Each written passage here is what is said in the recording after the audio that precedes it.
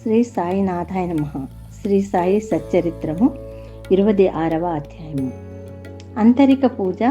భక్త పంతు హరిశ్చంద్ర పితలే గోపాల అంబాడేకర్. ఈ విశ్వమునందు కనిపించు ప్రతి వస్తువు కేవలము భగవంతుని మాయచే సృష్టింపబడినది. ఈ వస్తువులు నిజముగా నుండి ఉండలేదు. నిజముగా నుండినది ఒక్కటే, అదే భగవంతుడు. చీకటిలో తాడును కానీ దండమును కానీ చూచి పాము అనుకున్నట్లు ప్రపంచంలో కనిపించు వస్తువు బాహ్యమునకు అగుపడునట్లు కనిపించును, కానీ అంతర్గతముగా నున్న సత్యమును తెలుసుకొనలేము. సద్గురువే మన బుద్ధియను అక్షులను తెరిపించి వస్తువులను సరిగా చూచునట్ల చేయను. మనకు అగుపడున్నది నిజస్వరూపం కాదని గ్రహించదం. కాబట్టి సద్గురుని అసలైన దృష్టిని కలుగజేయమని ప్రార్థింతంగాక. అదే సత్య దృష్టి. అంతరిక పూజ. హేమాది పంతు మనకొక కొత్త రకం పూజా విధానమును బోధించుచున్నారు. సద్గురుని పాదములు కడుగుటకు ఆనంద బాష్పములని వేడి నీళ్లను ఉపయోగించదము గాక.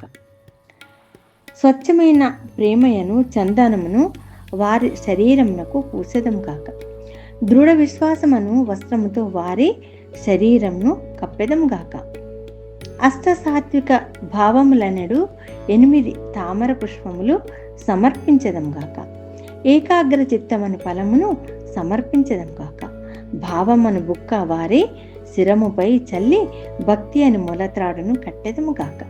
మన శిరస్సును వారి బొట్టున వేళ్లపై నుంచదము కాక.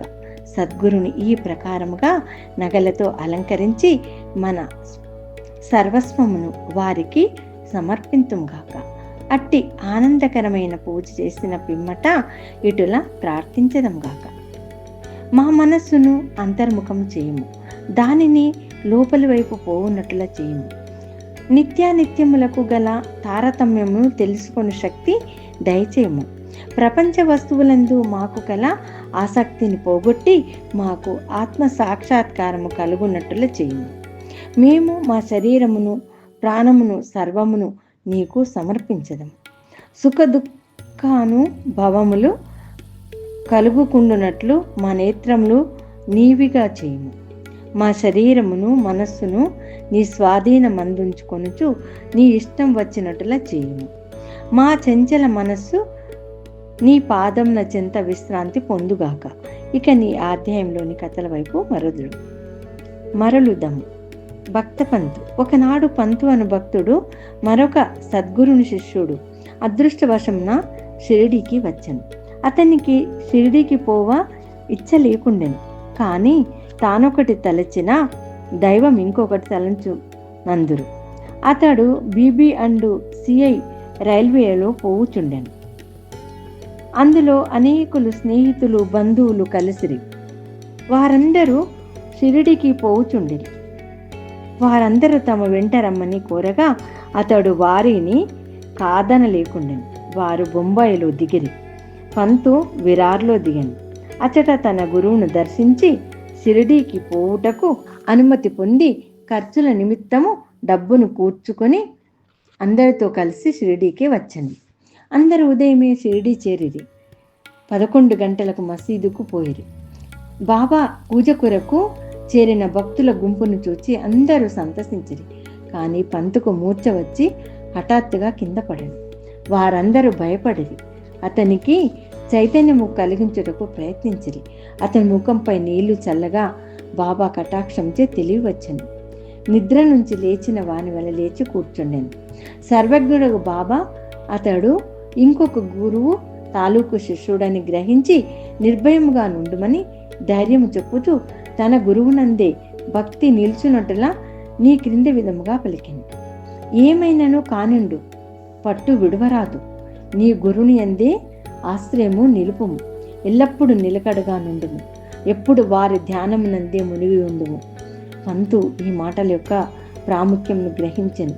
ఈ విధముగా తన సద్గురుని జ్ఞప్తి తెచ్చుకొనెను. అతడు తన జీవితంలో బాబా చేసిన ఈ మేలును మరవలేదు. హరిశ్చంద్ర పితలే. బొంబాయిలో హరిశ్చంద్ర పితలే అను అతడుండెను. అతనికి మూర్ఛ రోగంతో బాధపడుచున్న కొడుకొకడు కలడు. ఇంగ్లీషు మందులను ఆయుర్వేద మందులను కూడా వాడెను, కాని జబ్బు కుదరలేదు. కావున యోగుల పాదములపై పడుటయే సాధన ఒక్కటే మిగిలాను. 15వ అధ్యాయమందు చక్కని కీర్తనలచే దాసుగను బాబా కీర్తిని బొంబాయి ప్రెసిడెన్సీలో వెల్లడి చేసినని తెలుసుకుంటుంది. 1910లో పితలే అట్టి కథలు కొన్నిటిని వినను. వాని నుండి ఇతరులు చెప్పిన దాని నుండి బాబా తన దృష్టి చేతను స్పర్శ చేతను బాగు కానట్టి జబ్బులను బాగు చేయునని గ్రహించను. సాయిబాబాను చూచుటకు మనస్సులో కోరిక పుట్టాను. సర్వ విధముల సన్నాహమై బహుమానముల వెంట తీసుకొని పండ్ల బుట్టలను పట్టుకొని భార్య బిడ్డలతో షిరిడీకి వచ్చాను. అతడు మసీదుకు పోయాను. బాబాకు సాష్టాంగ నమస్కారం చేశాను. తన రోగి కొడుకును బాబా పాదములపై వచ్చాను. బాబా ఆ బిడ్డ వైపు చూడగానే ఒక వింత జరిగింది. పిల్లవాడు వెంటనే కండ్లు గిర్రున తిప్పి చైతన్యం తప్పి నేలపై పడాను. అతని నోట చొంగకారాడు. అతని శరీరమున చెమట పట్టాను. అతడు చచ్చిన వాని వలె పడాను. దీనిని చూచి తల్లిదండ్రులు మిక్కిరి భయపడిరి. అటువంటి మూర్ఛలు వచ్చుచుండెను, కానీ ఈ మూర్ఛ చాలాసేపటి వరకు ఉండెను. తల్లి కంటి నీరు వరదలుగా కారుచుండెను. ఆమె ఏడ్చుటకు మొదలెడాను.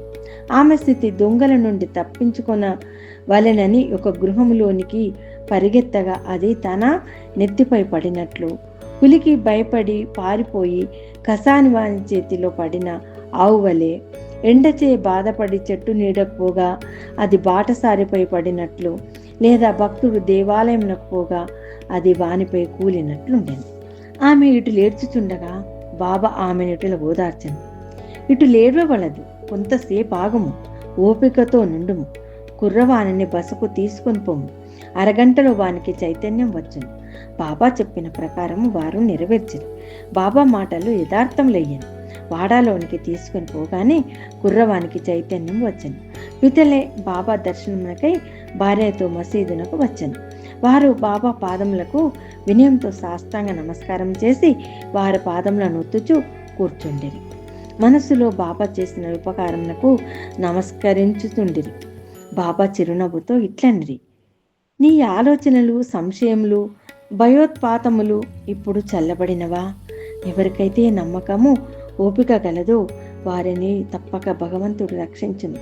పితలే ధనికుడు, మర్యాద కలవాడు. అతనందరికీ అపరిమితంగా మిఠాయి పంచిపెట్టాను. బాబాకు చక్కని పండ్లను తాంబూలం నిచ్చాను. పితలే భార్య సాత్వికురాలు. ఆమె నిరాడంబరత, ప్రేమ, భక్తులతో నిండి ఉండేది. ఆమె స్తంభంనకు దగ్గరగా కూర్చొని బాబా వైపు దృష్టి నిగిర్చి కండ్ల నుండి ఆనంద బాష్పములు రాల్చుచుండెను.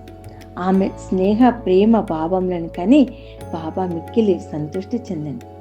దేవుని వలె యోగీశ్వరులు కూడా తమ భక్తులపై ఆధారపడతారు.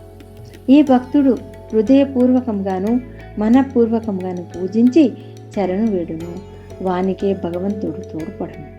వారు కొద్ది రోజులు బాబా వద్ద సుఖముగానున్న పిమ్మట ఇంటికి పోవ నిశ్చయించి బాబా దర్శనమునకై మసీదుకు వచ్చారు. బాబా వారికి ఊది ప్రసాదం ఇచ్చి ఆశీర్వదించాను. పితలను దగ్గరికి పిలిచి ఇట్లను: బాబు, అంతకుముందు 2 రూపాయలు ఇచ్చి ఉంటివి, ఇప్పుడు 3 రూపాయలు ఇచ్చుచున్నాను. వీనిని మీ పూజా మందిరంలో పెట్టుకొని పూజింపుము, నీవు మేలు పొందెదవు. పితలే వీనిని ప్రసాదంగా అంగీకరించాను. బాబాకు సాష్టాంగ నమస్కారం చేసి ఆశీర్వాదములకే ప్రార్థించను. ఇదే తాను షిరిడీ పోవటం మొదటిసారి కనుక అంతకుముందు 2 రూపాయలు ఇచ్చెనను బాబా మాటల అర్థమును గ్రహింపలేకుండెను. దీనిని తెలుసుకొనవలనని కుతూహలపడెను. కానీ బాబా యూరపనెను. స్వగృహమునకు పోయి తన ముదుసలి తల్లికి ఈ వృత్తాంతమంతే చెప్పి, బాబా అంతకుముందు 2 రూపాయలు ఇచ్చెననెను, అది ఏమి అని అడిగాను. ఆమె తన పుత్రునితో ఇట్లను: నీ కొడుకుతో నీవిప్పుడు షిరిడీకి పోయినట్లు మీ తండ్రి నిన్ను తీసుకొని అక్కల్కోటకర్ మహారాజు గారి వద్దకు పోయాను.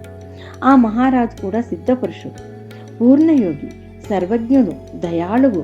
మీ తండ్రి నిర్మలమైన భక్తుడు కనుక ఆయన పూజను స్వామి ఆమోదించిరి.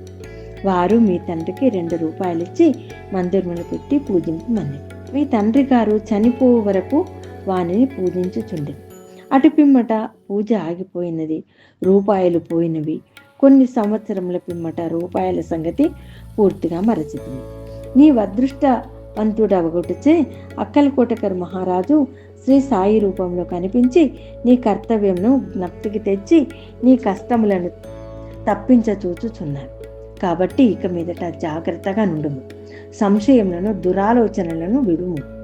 మీ తాత ముత్తాతల ఆచారము ప్రకారము నడువుము. సత్ప్రవర్తనము నవలంబింపుము. కుటుంబ దైవములను పూజింపుము. రూపాయలను పూజింపుము. వాని విలువను గ్రహించి వాటిని శ్రద్ధగా పూజించి మహాత్ముల ఆశీర్వచనము దొరికినందుకు గర్వించుము. శ్రీ సాయి నీలోనున్న భక్తిని మేలుకొల్పినారు. నీ మేలు కొరకు దానిని అభివృద్ధి చేసుకొని తల్లి మాటలు విని పితలి మిక్కిలి సంతోషించను. శ్రీ సాయి యొక్క సర్వంతర్యామిత్వమునందు వారి శక్తి అందు అతనికి నమ్మకము కలిగింది. వారి దర్శన ప్రాముఖ్యమును గ్రహించను. అప్పటి నుండి తన నడవడి పూర్తి చాలా జాగ్రత్తగా నుండి. గోపాల్ అంబేడ్కర్ గారు పూనా నివాసి గోపాల నారాయణ అంబాడేకరు బాబా భక్తుడు. అతడు అబ్కారీ డిపార్ట్మెంట్లో 10 సంవత్సరములు నౌకరు చేశాను. టానా జిల్లాలోను జౌహర్ స్టేట్లోనూ ఆయన ఉద్యోగం చేసి విరమించుకున్నాను. మరొక ఉద్యోగం కొరకు ప్రయత్నించాను, కానీ ఫలించలేదు. అతడు అనేక కష్టముల పాలయ్యాడు. అతని స్థితి రాను రాను అసంతృప్తికరంగా నుండేది. ఈ ప్రకారం 7 ఏండ్లు గడిచెను. అతడు ప్రతి సంవత్సరం షిర్డీకి పోవచ్చు బాబాకు తన కష్టములు చెప్పుచుండేవారు. 1916లో అతని స్థితి చాలా హీనంగా నుండుటచే షిరిడీలో ప్రాణత్యాగం చేయ నిశ్చయించుకున్నాడు. అతడు భార్యతో షిరిడీకి వచ్చి 2 మాసములుండెను. దీక్షిత్ వాడకు ముందున్న ఎడ్లబండి మీద కూర్చొని ఒకనాడు రాత్రి దగ్గరనున్న నూతిలో పడి చావవలెనని నిశ్చయించుకున్నాడు. అతడు ఈ ప్రకారం చేయ నిశ్చయించుకొనగానే బాబా మరి ఒకటి చేయ నిశ్చయించాను. కొన్ని అడుగుల దూరంన ఒక హోటల్ ఉండేను.